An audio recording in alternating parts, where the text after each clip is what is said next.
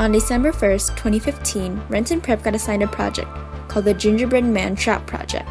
The goal of this project is to successfully capture a gingerbread man in a trap each team constructs. This trap must include a simple machine or an electrical mechanical component. Teams have to find a way to have the gingerbread man move to the trap or for the trap to move to the gingerbread man. Teams also have to create a story around their trap and why their gingerbread man is being trapped. Our team had many ideas. These included dropping a cage onto the gingerbread man or luring him into a house that would trap him. We researched different types of traps on Discovery and using other sources.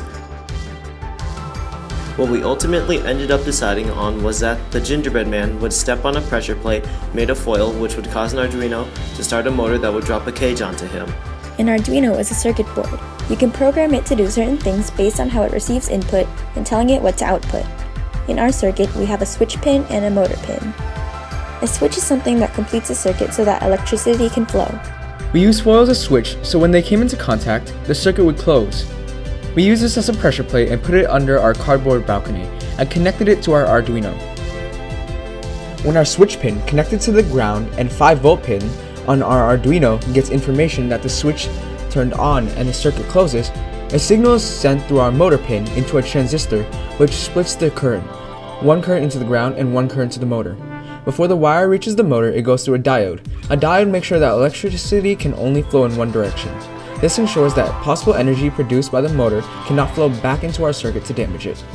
All of our research, sketches, proposals, and self-assessments were put into our STEAM notebook. After we finished planning out our design, we got to the baking and building.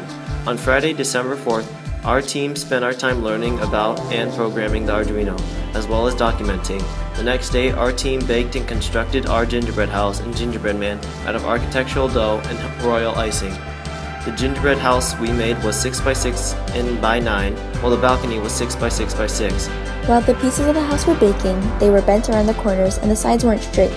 This made it harder to connect the pieces together with royal icing. But in the end, it worked. The balcony and cage were made of cardboard. On Monday, December 7th, we tested our design.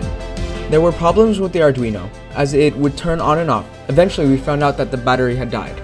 The cage was also too big to fit through the smaller hole. As we got to presenting it, it began to work again. For our redesign process, the only thing we needed to change was the size of our cage, what we originally planned on changing the next day. Along with changing the size of our cage, the Arduino wouldn't work at times, the real arm broke, and we found a way for our gingerbread man to stand.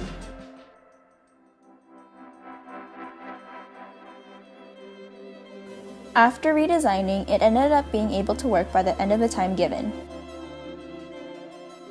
However, the next day, it started to work when we didn't want it to and stopped working when we did want it to work. We attribute this problem to wear and tear over continuous testing, as well as some faulty wiring. This project incorporated STEAM, which stands for Science, Technology, Engineering, Art, and Mathematics.